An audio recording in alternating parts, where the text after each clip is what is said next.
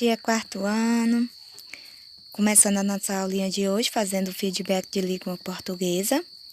Feedback é uma revisão do conteúdo que nós trabalhamos durante esse ano letivo até agora, certo? Vamos fazer uma revisão bem rapidinho. Pega aí o material de vocês, ou seja, o livro didático. Espero que vocês estejam com ele em mãos. Pega aí bem rapidinho. Abram aí na página 12 e vamos acompanhar junto a nossa revisão. É uma revisão geral para aprimorar nosso conhecimento e dar continuidade ao nosso estudo, certo? Aqui a nossa primeira unidade, pessoal, trouxe como texto o texto dramático. Um texto dramático, pessoal, o drama vem do grego, significa ação. Então, assim, o texto dramático é aquele que produz para ser encenado, ou seja, para ser dramatizado, certo? As personagens, elas se comunicam diretamente umas com as outras e representações e reações na presença de um público. Essas representações, galera, pode ser dada por meio de monólogos ou de diálogos. Gente, uma encenação monóloga é aquela que só tem ação, não tem fala, não tem o diálogo. E uma encenação com diálogo é aquela que tem a fala dos personagens falando, entendeu?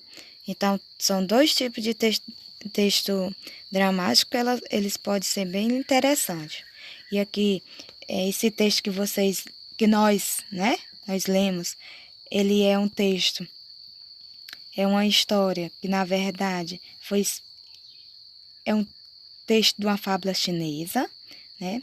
Inspirado, no contexto chinês, que ele foi reescrito e publicado em português para os alunos conhecerem. Então, que passou na China. Lembra? Bilheiro e o pote vazio. Então, vamos lá, passando adiante. Aqui é o restante. Vamos lá, o texto dramático é escrito para ser encenado. Ele é composto por falas que são antecedidas, ou seja, antes, vem o nome do personagem, pelo nome da personagem que vai dizê-la. Ou seja, se for o ministro que falar, aí tem ministro, aí tem a fala dele, certo?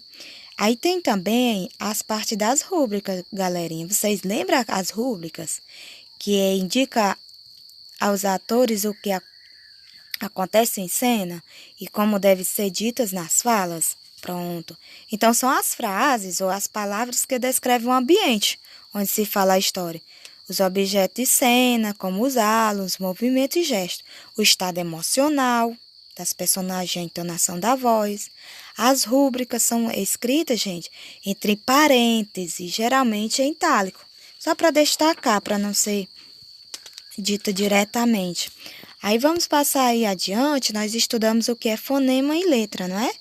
Então, o que é fonema? E o que é letra?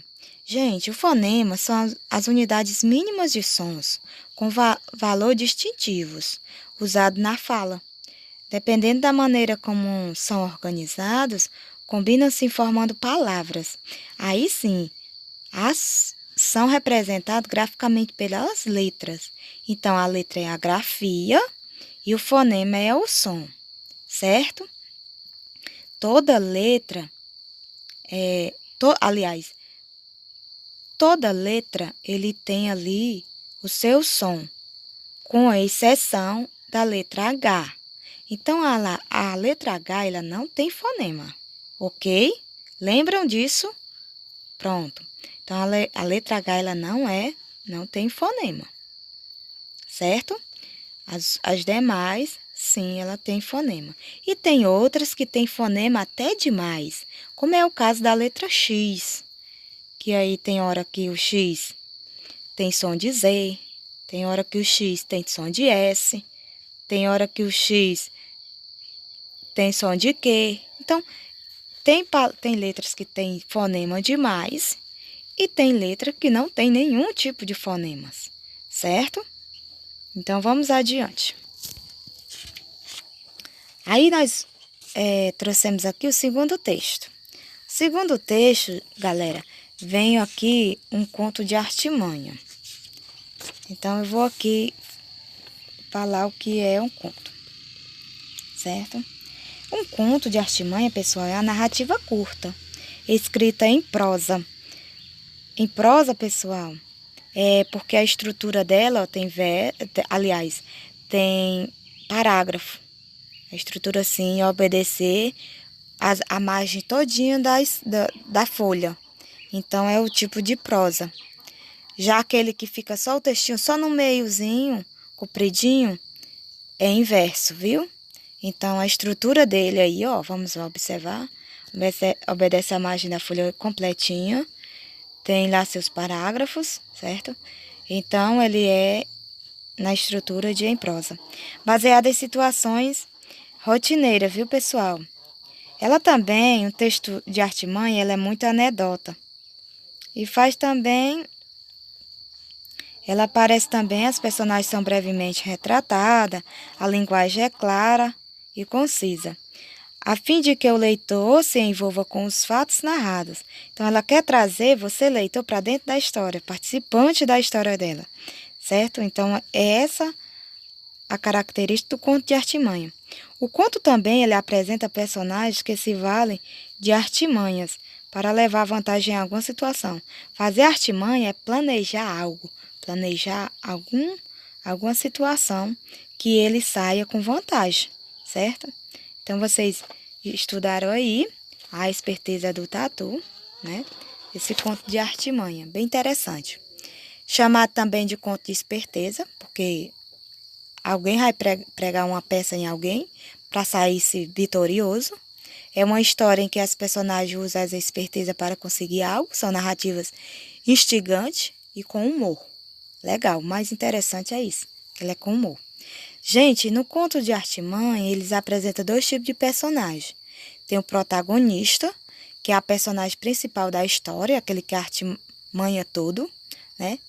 Que sai bem no final.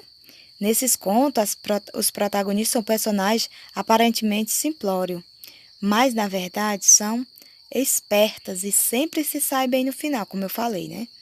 É o que no final se dá bem. Sofre e no final se dá bem na história. Já o antagonista é a personagem que atua contra o protagonista. É aquela que faz as maldadezinhas. Essa personagem tenta levar vantagem sendo mais esperta, mas acaba sempre perdendo no final. Então, é aquelas que faz maldade desde o começo da história e no final se dá mal, certo? Agora, estudamos também os encontros vocálicos, pessoal. Vamos lá para os encontros vocálicos, que está na página de vocês 30. Veja aí na imagem, né? Os encontros vocálicos, pessoal, são, na verdade, o encontro de vogais, né? Só que ele tem as suas classificações também. São encontros de vogais em uma palavra, eles são aí encontros vocálicos de imediato. Só que eles são divididos em 3 partes. Tem os ditongos, os tritongos e os hiatos. Então, primeiramente, vou fazer uma perguntinha. O que são encontros vocálicos? Encontro de vogais. São a presença de vogais dentro da palavra. Quem são as vogais? A, E, I, O, U. Certo? Então, vamos lá. Temos aí o ditongo, que é o encontro de 2 vogais na mesma sílaba. 2 vogais. Tem aí a palavra moita. Vou até grifar aqui, para vocês observarem bem aqui, ó. Ó, nós estamos aqui. Moita tem o O e o I. Leite tem o E e o I. Então, só que elas estão na mesma sílaba. Se eu for separar, ficaria assim, moi e tá. Lei e té. Então, ficaria duas vogais na mesma sílaba. O que são tritongos? É o encontro de 3 vogais na mesma sílaba. Certo? Então, eu tenho a palavra aí, eu vou. Mais uma vez, vou circular. Uruguai e iguais. Então, como é que eu separaria aí? Uruguai. Guai tem o U, o A e o I. Aí eu tenho um nome iguais. Iguais. O que é que ficaria iguais? O U, o A e o I. Já o hiato, gente, é o encontro de duas vogais que ficam em sílabas separadas. Quando eu vou separar, ela fica em sílabas separadas, certo? Aqui eu tenho um exemplo aqui, ó. Vamos lá.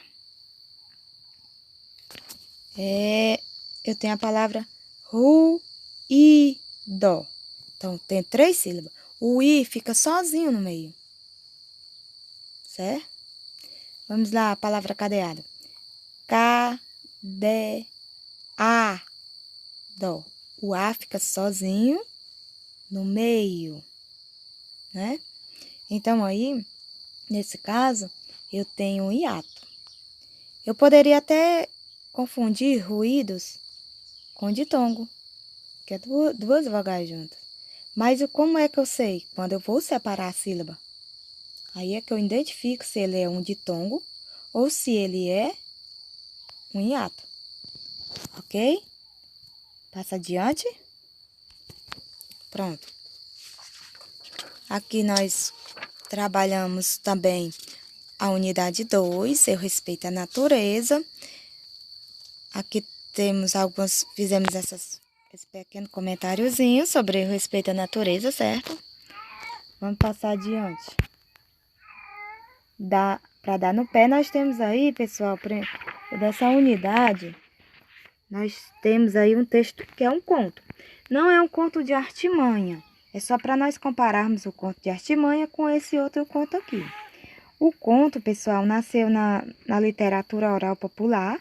Antigamente as histórias eram contadas, né, oralmente, ou seja, de boca, né, ao pé de uma fogueira, que os antigos faziam fogueira no terreiro e aí iam contar histórias, passada de geração para geração. Os avós contavam para os netos aí cresciam, contavam para os filhos e assim em diante. Em relação aos contos de origem popular, é possível determinar quem foi o criador da história, ou seja, a primeira pessoa que a narrou. Já os contos mais modernos, gente, caracteriza-se por terem sido criados por alguém, seu autor. São narrativas em que há uma situação inicial, primeiramente, depois um conflito e depois a resolução desse conflito. Então, 3 partes no conto é importante. A situação inicial, o conflito e a resolução do conflito. Passando adiante aí, encontro consonantais. Lá nós estudamos encontro vocálico, era encontro de vogais. Então, encontro consonantal nada mais é do que encontro de consoantes, né? É o agrupamento de consoantes numa mesma sílaba, ou, aliás, numa mesma palavra, que pode ocorrer na mesma sílaba ou em sílabas diferentes, pessoal, certo? Ela tanto faz. Ela ficar na mesma sílaba quando eu separo ou não. Passa aí adiante. A separação. Nós temos aí a divisão, né, dos encontros consonantais. A maioria deles são essas daí, CT, DJ, GN, PC, P, cedilha, PN, PS, PT e TM, certo? E aí, no encontro consonantal aqui, com as letras L e R, só deverão estar em sílaba separada quando pronunciada separadamente, certo? Já no encontro consonantal BL, as consoantes B e L ficam em sílabas separadas. Se for o caso, aí tiver um B antes e um L depois. Então, tem que ficar em sílabas separadas, certo? É só umas dicas para vocês aí. Aí, vamos passar adiante aqui.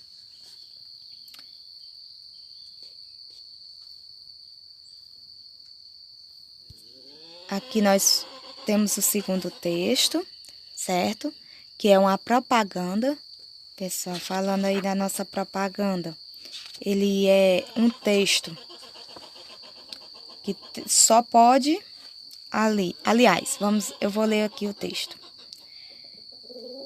A propaganda, pessoal, tem uma proposta de um apelo, que é a preservação dos oceanos. Tem como objetivo convencer e mobilizar o público a mudar seu comportamento, ou pelo menos a refletir sobre a importância dessa causa, viu, gente? Eles utilizam os argumentos, a maioria são imagens, depois o texto, que o texto também é pequeno. Nas propagandas em geral, pessoal, utiliza desses recursos, não apenas nessa, certo? E aí deve ser forte o suficiente para atrair a atenção do público, conseguir a sua adesão à proposta. Então, o texto propaganda, ele tem um contexto, ou seja, a intenção de convencer ou persuadir. Esse caso aqui é de convencer. O que é convencer e persuadir? Convencer você a um apelo sobre algo, que é o caso daqui. Essa criança está abrindo como se fosse um tapete, só que é o oceano. E abaixo desse tapete de oceano tem vários lixos. Então, a criança é o futuro da nação. Aí ele está vendo o lixo, que é o que ele não gostaria de ter visto, né? Esse lixo você não está vendo, porém ele está ali sim, debaixo das nossas águas, que é os oceanos. Então, já o persuadir é para você comprar algo, certo? Convencer você a comprar algo. Mas aí, nesse caso, não está convencendo a comprar, e sim está aí ocorrendo uma forma de você se identificar, né, com esse tipo de propaganda, fazendo apelo para você, ou seja, para nós, nesse tipo aí de recurso, que é a propaganda, certo? Vamos para o nosso contexto gramatical, que é os dígrafos. Os dígrafos, galera, aqui, ele é usado, né? Nós temos aí, ela é usada em palavras, e o dígrafo é o conjunto de duas letras, lembra lá que é consoantes, representa um só fonema, ou seja, um único som. Então, como eu falei, que tem palavras que tem som demais, que é o fonema demais, tem outras letras que tem som de menos. Então, aí o dígrafo é um conjunto de duas letras que representa um só fonema, ou seja, um só som, um único som, certo? Os dígrafos são os seguintes conjuntos de letras. Aí tem RR, o RR junto tem só um som, que é o som forte.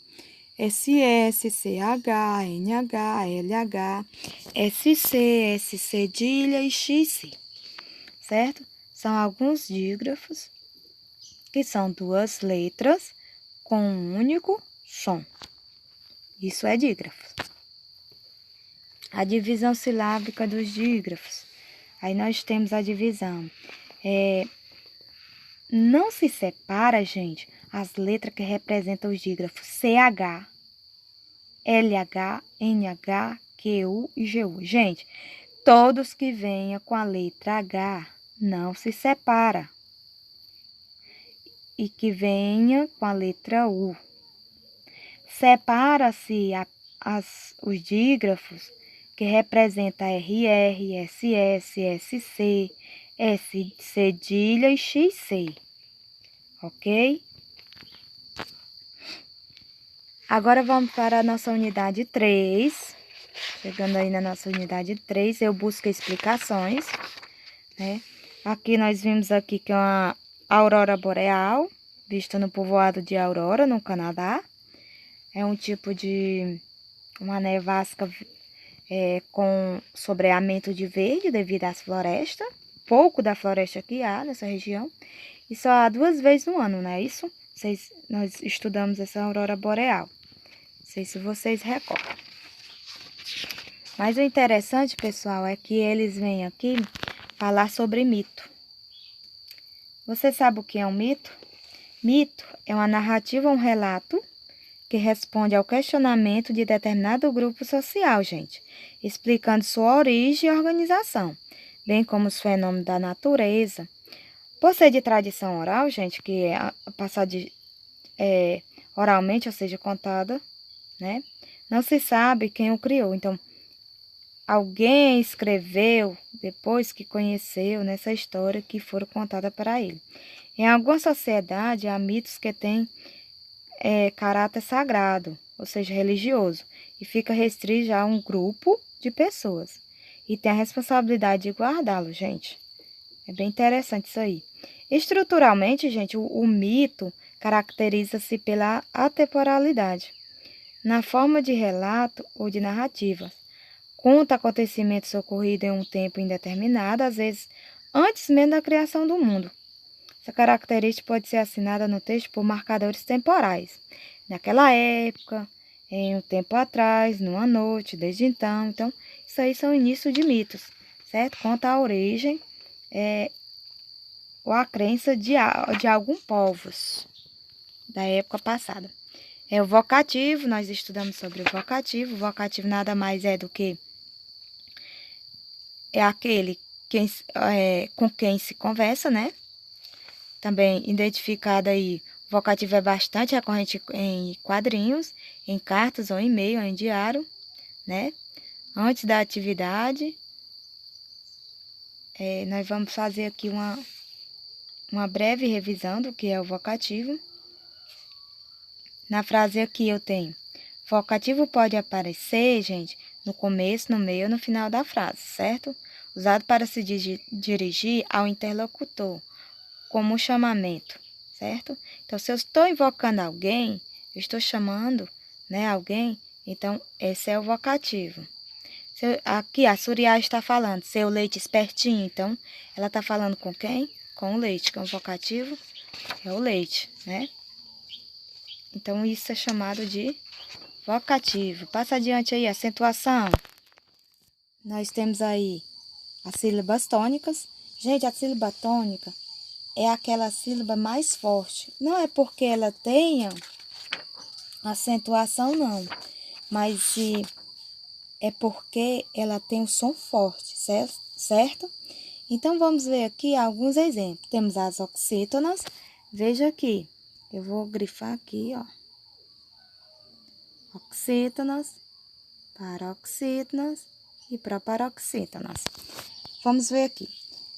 Quando é que ela é oxítonas? Quando a sílaba tônica é a última, né? No caso, futebol. Bol é a sílaba forte. Tem acento? Tem não. Mas é a sílaba tônica, porque ela é forte, tem intensidade. Paroxítonas. Quando a sílaba tônica é a penúltima. Torcida, né? É a penúltima aí. E aí nós lemos de trás para frente, viu? A nossa tonicidade nós temos que observar da última para o início. Paroxítonas. Quando a sílaba tônica é a antepenúltima. Como, por exemplo, eu tenho as palavras técnico, né? Então, técnico, ela é acentuada assim e ela é sílaba tônica. Todas as proparoxítonas são acentuadas. Só uma dicasinha aí. Todas, certo?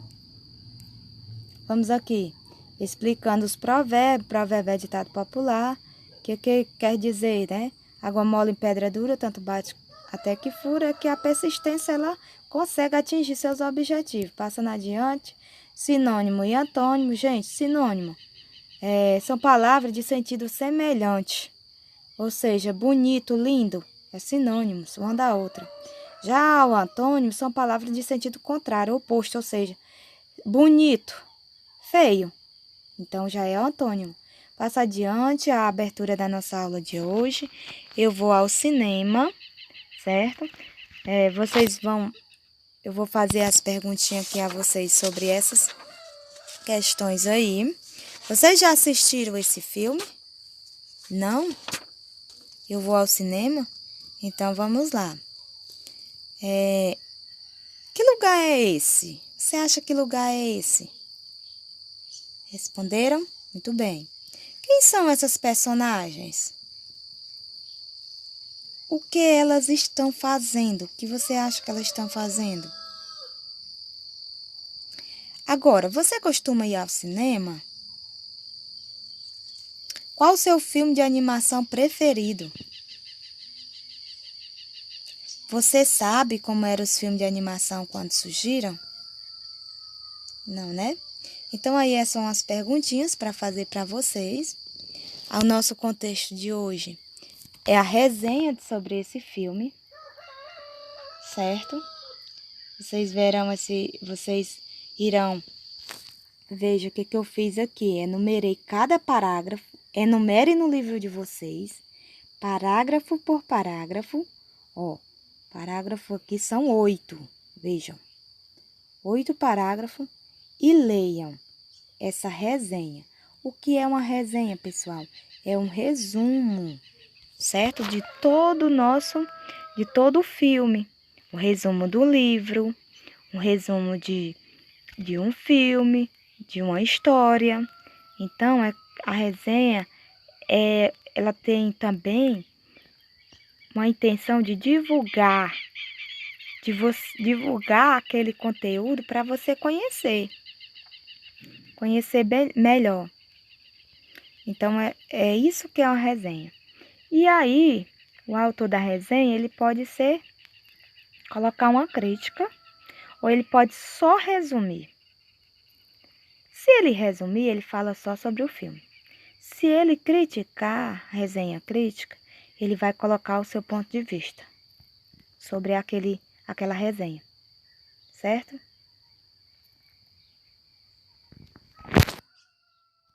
Então, é isso. Nessa aula de hoje nós vamos vocês vão fazer um pouco de conversa, que está na página 87 do livro de vocês. A questão 1, ela é oralmente. Você vai só apenas perguntar para você mesma, até porque o professor não pode estar perguntando aí, então vocês vão perguntar para vocês mesmos.